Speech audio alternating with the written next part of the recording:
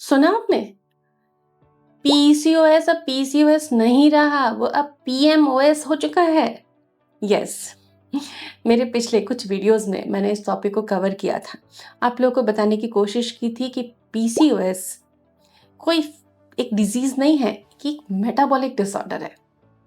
यहाँ पे मैं वीडियो टैग करूँगी, तो उस वीडियो का लिंक मैं आई बटन में दे रही हूँ, उसे आप ज़रूर देख लेना।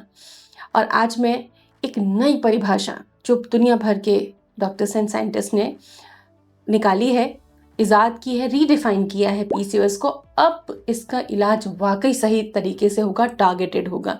तो जब पीसीओएस पीएमओएस बन गया है तो उसमें क्या बदलाव हुए हैं और आपको अब कैसे चलना है, पीसीओएस ठीक करना है तो कैसे चलना है, हम जानेंगे इस वीडियो में। जब पीसीओएस की परिभाषा बदल गई है तो अब इसके ट्रीटमेंट का अप्रोच भी बिल्कुल सही होगा क्लिनिकल तरीकों से। और ये बात हम बहुत लंबे टाइम से करते आए हैं कि मल्टीपल एंडोक्राइन डिसऑर्डर होते हैं, हमें उसे ठीक करना चाहिए। तो आइए इस नई परिभाषा के साथ एक नए अप्रोच को आज डिस्कस करते हैं। जो सालों साल से पीसीओएस से परेशान हैं उनको अब सही इलाज भी मिलेगा और ये वीडियो आपको सही दिशा भी देगा।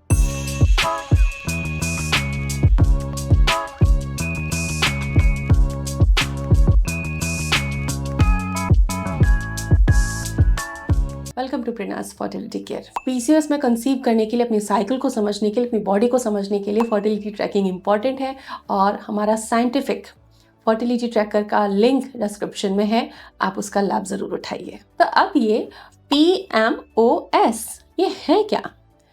P poly endocrine, M metabolic and definitely ovarian syndrome. यानी कि अब दुनिया समझ गई है पीसीओएस केवल ओवरीज को अफेक्ट नहीं करता, ये मल्टीपल एंडोक्राइन ग्लैंड्स को इम्पैक्ट करता है और इससे पूरी बॉडी पर बहुत नेगेटिव इफेक्ट पड़ता है। तो एक तरीके से ये एंडोक्राइन डिसऑर्डर है, मेटाबॉलिक डिसऑर्डर है।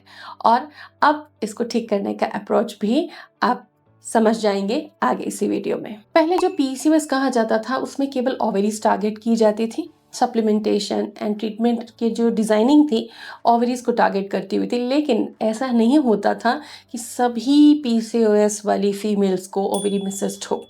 इसलिए ज़रूरत पड़ी कि एक बार रीलुक किया जाए और इस तरीके से पीएमओएस एक सही और परफेक्ट डेफिनेशन इसकी आई है।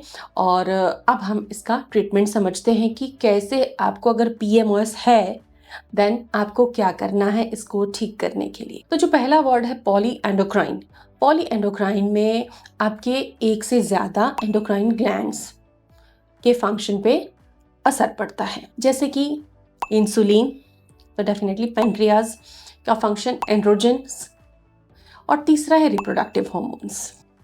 एक से ज़्यादा हार्मोन्स इसमें शामिल हैं। मेटाबॉलिक डिसऑर्डर कैसे है? इसमें इंसुलिन रेजिस्टेंस रहता है, इसमें आपको इन्फ्लेमेशन होता है, इसमें आपको वेट गेन होता है। तो एक तरीके से ये मेटाबॉलिक डिसऑर्डर तो हुआ ही, बस रीडिफाइन अब हो रहा है। ओवेरियन, तो डेफिनेटली इसमें फीमेल की फर्टिलिटी बहुत इम्पैक्ट होती है, क्योंकि इस कंडीशन में ओवरीज ठीक से काम नहीं कर पाती। उसका जो काम है फॉलिकल के डेवलपमेंट का, रेगुलर ओव्यूलेशन का, रेगुलर पीरियड साइकिल का, ऑप्टिमम फर्टिलिटी का, वो सब कुछ डिक्लाइन हो जाता है और डिसऑर्डर में आ जाता है। सो इम्पॉर्टेंट ये है अब आपको समझना कि पीएमओएस केवल फर्टिलिटी प्रॉब्लम नहीं है, ये मेटाबॉलिक प्रॉब्लम भी है, ये एंडोक्राइन प्रॉब्लम भी है और डेफिनेटली फर्टिलिटी प्रॉब्लम तो ये है ही है। तो अब इसका सोल्यूशन क्या होगा? हमने इसे डिज़ाइन किया है। सबसे पहले नंबर में रखना चाहूँगी इंसुलिन बैलेंस को।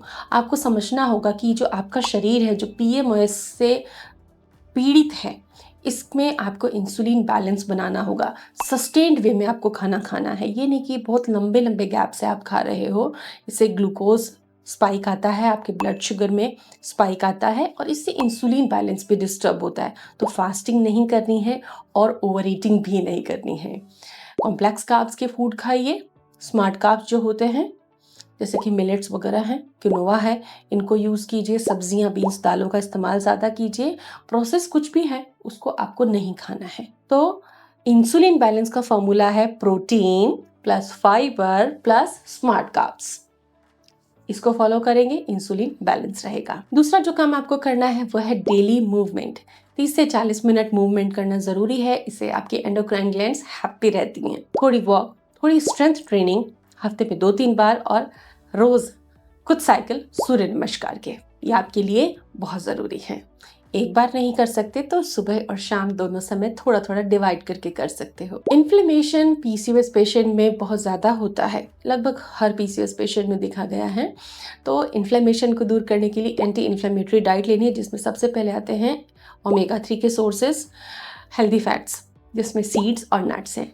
पम्पकिन के सीड्स, सनफ्लावर के सीड्स, वॉलनट्स, आलमंड्स, इनको आप भिगो कर ले सकते हैं। हर दिन सुबह की शुरुआत इन सीड्स और 1 गिलास गुनगुने पानी के साथ कर सकते हैं। चौथा काम जो आपको करना है PMOS को हराने के लिए वो है स्लीप रेगुलेशन, यानी कि 11 से पहले आपको सो जाना चाहिए, जिससे कि कॉर्टिसोल न बढ़े और ओवेरीज ठीक से काम करे, ओव्यूलेशन आपका रेगुलर हो सके।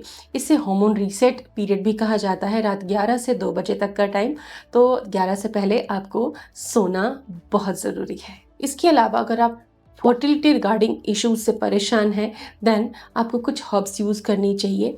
सौंफ, दालचीनी, लौंग, शतावरी, स्पीयरमिंट टी, रास्पबेरी टी। दालचीनी की चाय बहुत मैजिकल होती है इस कंडीशन में, क्योंकि बहुत सारी चीज़ों को एक साथ हैंडल कर लेती है, इन्फ्लेमेशन को, इंसुलिन रेजिस्टेंस को और आपके वेट मैनेजमेंट को। तो दालचीनी की चाय या दालचीनी का वाटर आप ले सकते हैं अपने बॉडी के हीट कोल्ड टॉलरेंस के अकॉर्डिंग। तो PMOS हमको ये सिखाता है कि प्रॉब्लम केवल ओवरीज में नहीं है, आपकी पूरी बॉडी को आपको ठीक करना है, इंसुलिन बैलेंस बनाना है, अच्छे से वर्कआउट करना है, अच्छी डाइट लेनी है जो इन्फ्लेमेशन को कम करे, और हाँ, कुछ हर्ब्स तो आपको हेल्प करेंगी ही। सो अब सॉल्यूशन पूरी तरह होगा।